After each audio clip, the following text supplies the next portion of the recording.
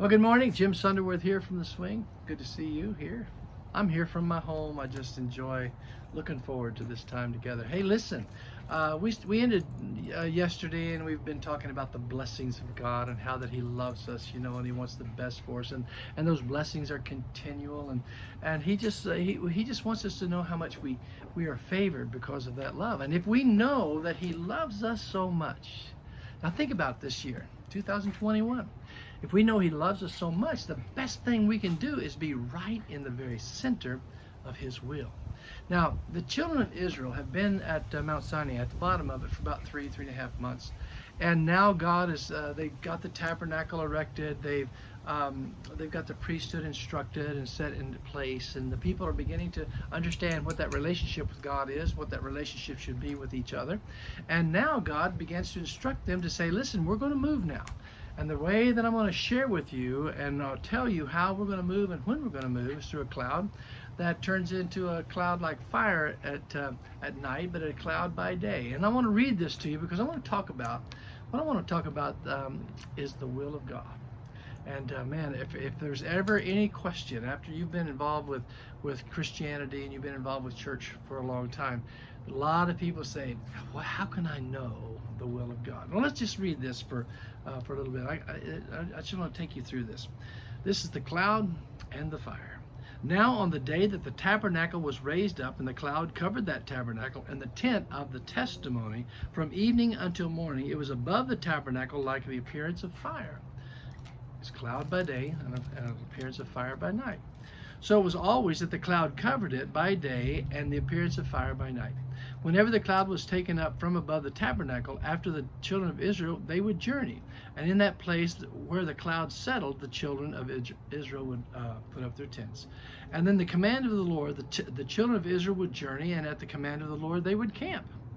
So as long as the cloud stayed above the tabernacle, they remained there encamped. Even when the cloud continued long many days above the tabernacle, the children of Israel kept the charge of the Lord and did not journey. So it was that when the cloud was above the tabernacle a few days, according to the command of the Lord, they would remain encamped. According to the command of the Lord, they would journey. So it was when the Lord remained only from the evening until morning. When the cloud was taken up in the morning, then they would journey. It was day by day. Can you imagine? They'd put their tents up and they'd sit there for a day, and all of a sudden the cloud would move a little bit, and they'd say, oh my goodness, Ethel, we gotta go, man. It's to pack up the stuff, get the kids, where the cloud's moving, we gotta go. They were sensitive to that cloud and that fire.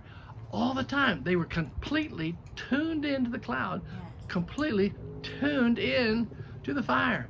And can you imagine what it was like?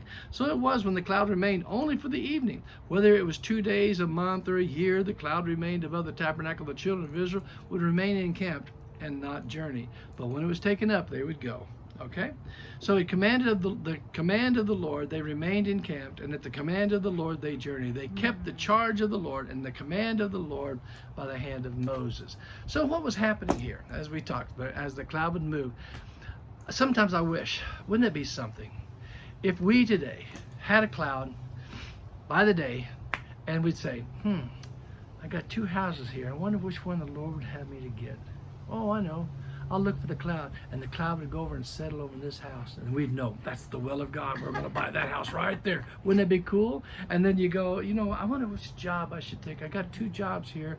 Lord, I'm going to watch. And so the Lord take a cloud over this job. He said, that's it, that's my job. You're looking at 2 ladies, and you're saying, I wonder which one I should marry. And all of a sudden a cloud would rest over this one, and you come out and you say, oh, that's the one, that was the one. And actually it wasn't, because somebody set a fire over there and a cloud came over and you missed it completely, and you got yourself in a cloud. That's for sure. No, but wouldn't it be something if we had something like that? But we don't. We don't have cloud by day and fire by night. No, sir. But we do have an ability to know God's will. Now, I want to share this with you in the next few days. How can I know without a shadow of a doubt God's will? Listen, you can't know the will of God until you will to know God. You can't know the will of God until you will to know God. And that's the most important thing. Relationship with God. When you begin to know him, you can begin to hear his voice.